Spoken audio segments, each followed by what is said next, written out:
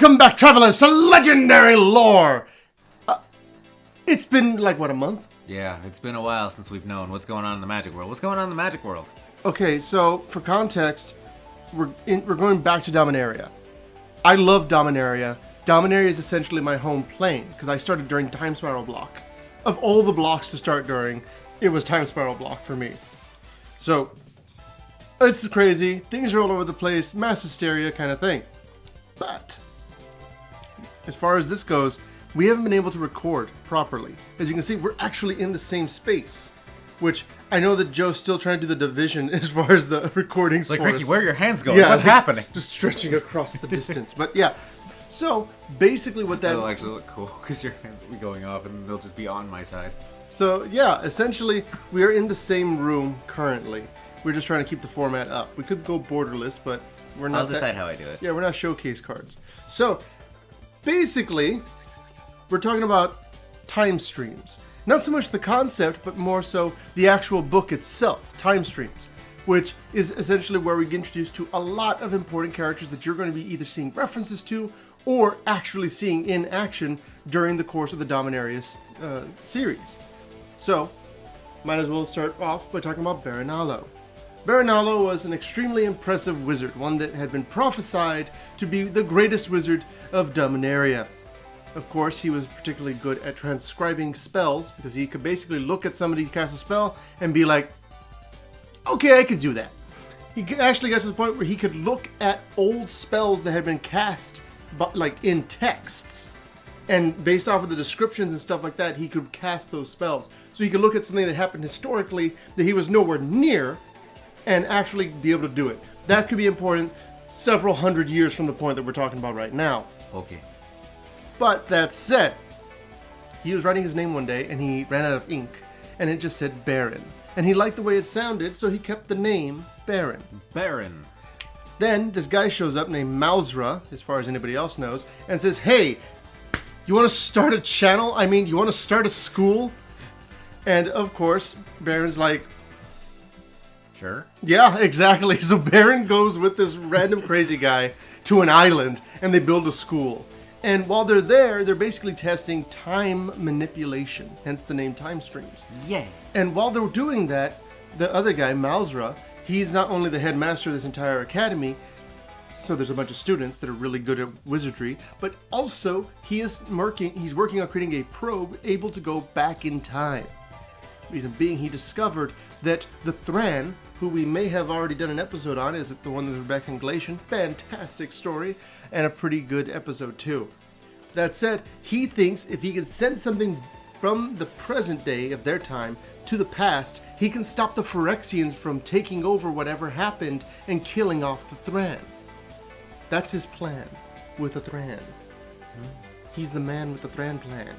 So basically, he's working and he figures out with a stroke of genius that Silver is actually able to go between the time streams. Silver's not affected as easily as everything else. Oh, but Sonic and Shadow are. Exactly. It's why Silver's able to travel through time. That makes sense. So basically, he creates an entire golem out of Silver. He names it Probe 1. Probe 1 is then given a brain, essentially. It's actually a Phyrexian Heartstone. Later on in time, we're going to go ahead and go over Spiral. Excuse you? You said later on in time, but you forgot the spiral. Oh, clever. It's called Time It Spiral. won't be in Time Spiral. It'll be in Planeswalker when we go over the book Planeswalker. Not a Planeswalker book, but the actual book called Planeswalker. Now you're just making stuff up. Planeswalker. Texas Ranger. So basically, what's happening is that he creates this golem that now with this Phyrexian Heartstone has a personality.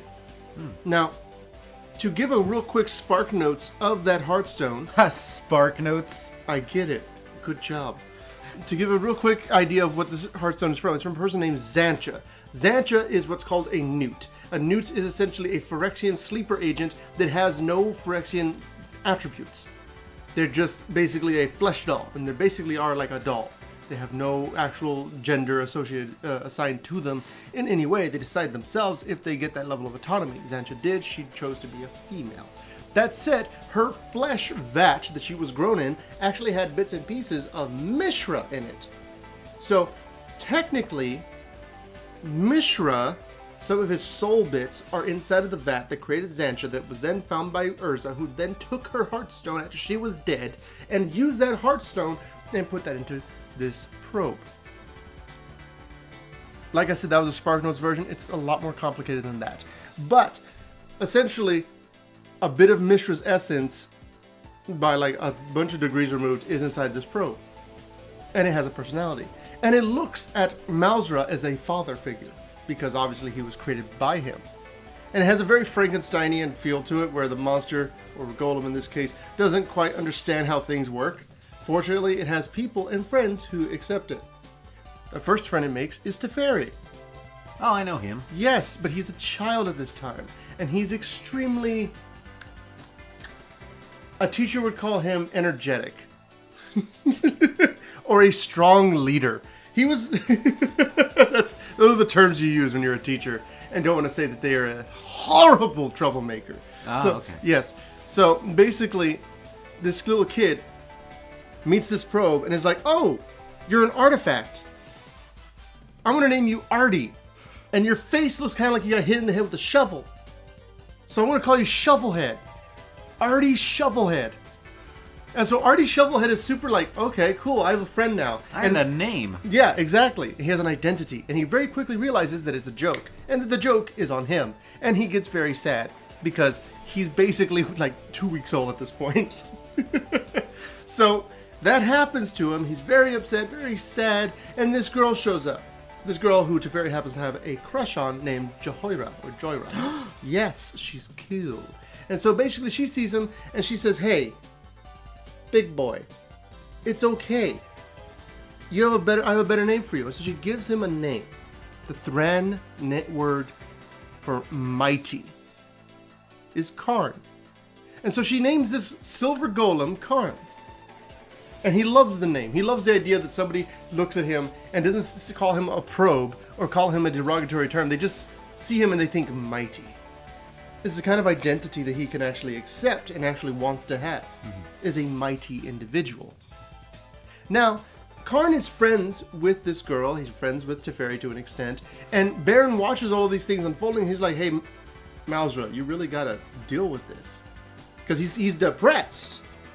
Karn goes into a test. He gets sent out like a few, basically Malzra tells him, hey, go ahead, go get an apple from the past and bring it back to me. Or stuff like that. And he goes and he tries to protect it. The apple like rots away and he's like, okay, well maybe that's not going to work.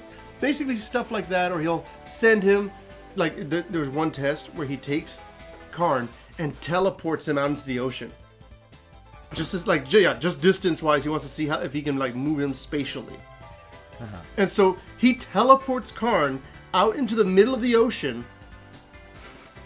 Karn sinks because he's made of silver. And then he just has to walk across the bottom of the sea for like a week. And they did the time in such a way that essentially Karn would be arriving back at the academy the next day from Malzra's perspective. So he sends him back about a week, and then Karn just goes across the bottom of the ocean that entire time.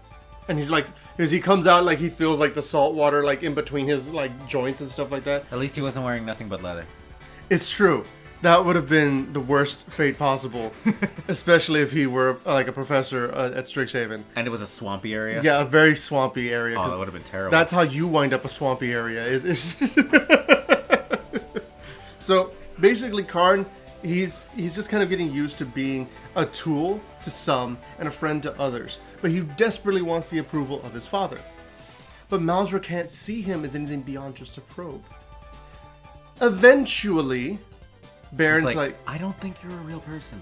But I am. I have a heart. Do you remember your brother? Now I see he was less of a person.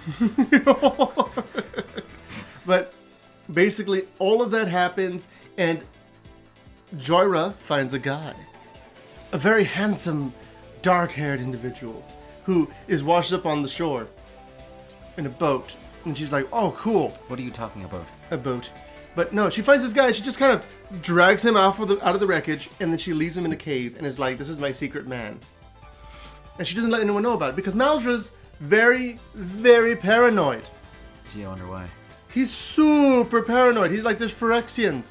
And the Phyrexians could be anywhere.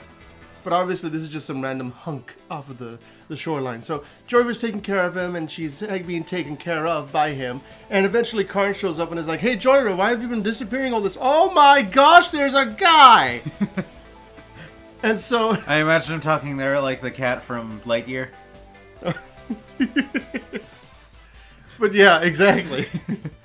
And so he gets there, Karn sees it, and she's like, "You have to keep it a secret. You can't let anyone know about this." And so Karn's like, "Okay, I guess she's my I get best to friend." keep a secret from my friend. Yeah, exactly. Secret. Got a secret. And so all that happens, and eventually things go horribly awry because there's these power stones, which are these special artifacts that are basically batteries. And Karn sees somebody stealing them. And he immediately is like, "Hold up, what's going on here?" So he follows the guy who stole them and finds out it's actually Jhoira's boy toy.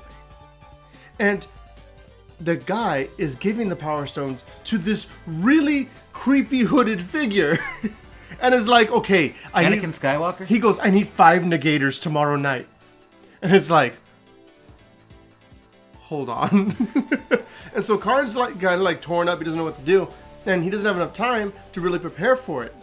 Because it turns out Carrick was a sleeper agent. Yes, Carrick was the boy toy that we just saw earlier. He has been basically tricking Jhoira and is going to slaughter everybody in the place with his negators at his side. Which is basically what he does, exactly what he does. The problem with that At least somebody was successful. is that while this is happening, Karn goes back to Jhoira and finds her entire dismembered body strewn across the room. As well as Teferi's. And Barrin's. And he gets to Malzra, who, at this point, we now realize is Urza. What? Yes. You mean the guy who made Karn, whose last name is Zra, is actually Urza? Yes. I know. It's hard to believe. The He didn't set that headmaster. up at all. The Academy headmaster? Yes. It's Urza. The one who artifices, like, easily made a silver golem like it was nothing? Yes. Because he has a gift for it? Yep. I know. The one who had the stroke of genius. Yeah, I know. It's completely unbelievable. They didn't set that up at all. Yeah. That was out of nowhere. There's got to have been at least like 5 or 6 cards already that have shown Urza Yeah. doing something. But yes, obviously Urza is the one that's doing all this. And he basically tells Karn, go back in time 2 days. And you're going to, we know that we can actually like get it to go across and everything and you'll be fine. And it's going to be good. So he sends him back. When he sends Karn back, like the way, because of the way they do it like very haphazardly. Everything is kind of just at the last moment. It's way too much stress in the space-time continuum. Because normally the way they do it is they would send him back and things would get kind of wonky. Things would start to age backwards. Some like food would become animals, stuff like that. But they would take time to let the timeline heal essentially. Mm-hmm. But this was too close to the last time they did a test. So the amount of stress that was put on it essentially caused this massive rupture in space-time, and Urza only had enough time to be able to save a few teachers and students before the entire place essentially exploded. What that meant was that he was able to save a few teachers, a few students, such as Barrin, and everybody else died. More people died during that explosion than they would have had they been just able to like fight back against the negators. It was only because key individuals like Barrin died that Urza wanted to go back in time. He wanted the stronger people. Exactly. He didn't care about quantity, he wanted quality of individuals. So, as a result, Karn feels super guilty about it, but Urza's like, we got enough people. Urza thinks he's done. Karn saved 20 more people from the rubble. But he couldn't find Jhoira or Teferi. His besties. 10 years go by, and they return. And everything is still horrible. So bad. There's just these orbs of time. And so basically what happens is that they meet Jhoira. And Jhoira's there and she's like, Urza, I hate you. It's obviously Urza. And so basically she tells him that she's been experimenting with these time bubbles. You see, all the time bubbles that have basically just been like rifts and cuts in time, they are either slow or fast time.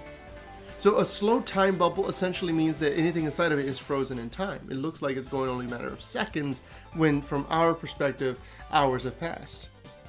What that means is that if you were to put your hand inside of a slow time bubble, imagine the blood circulating into your hand. As soon as it goes through that time bubble, it's going to suddenly slow down how fast it goes through here, and it's not going to come out nearly as quickly. Meaning that if you stick your hand in there, it's going to just swell up with blood and explode, and then you will die from the lack of blood. That kind of thing, and it happens very quickly. In addition, if you have a fast time bubble, it's a similar idea of you stick your hand in something and then it ages super fast and it just putrefies, and then you die. So basically, in either of these scenarios, you're not able to physically go through those spaces because it just doesn't work that way. And it happens to be that there's one person who happened to get sucked into one of these bubbles. It formed around him essentially, and he was trapped inside of it. So this small, like 10 or 12-year-old boy is literally screaming and on fire, and he has been for the past 10 years, but for him, it's only been 10 seconds. Oh, that's good. You could say that. So that's Teferi. And at the same time, Jhoira also points out that for every year that goes by here, 10 years go by in this Phyrexian bubble. It's an entire chasm where Carrick and his goons are just continuously rebuilding and regrowing and mining deeper and deeper. And yeah, exactly. So Carrick is basically a little miniature Yawgmoth that is inside. Son of Yawgmoth. Yes, exactly. That's the idea behind his card. And so he's a proxy Phyrexia for the duration of the story. He's the problem they need to deal with. And so while that's all happening, Jhoira figures out a way to basically use slow and fast time water to help people go across in between those bubbles. And using this method, she's actually able to pull Teferi out. Teferi, of course, starts drinking a bunch of fast time water to try and make himself age up because Jhoira, the girl of his dreams, is no longer his age. And he's a dumb boy. A very, very dumb boy. And so Jhoira gets extremely upset at him. He stops. He kind of just has to deal with it. She doesn't age at all, though. She basically hit like the 20s, like her prime, and then she has not aged since that point. If you look at her Time Spiral artwork, or even look at her Dominaria not original Dominaria, but what was the newest one? Just called Dominaria, right? Yeah. Yeah, Dominaria.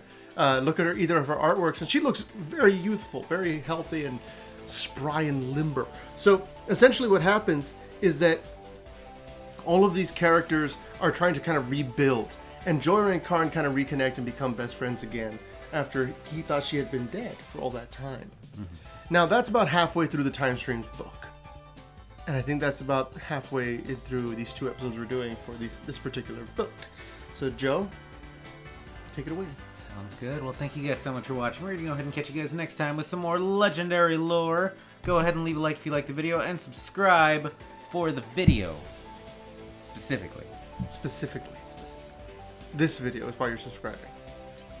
This video will come out a billion times if you subscribe. It's time. That's just how it works. Mm-hmm. Also, I want to let you guys know that the multiverse is vast and infinite, and there's probably a universe where Karn has watched SpongeBob. I appreciate you. Bye, guys.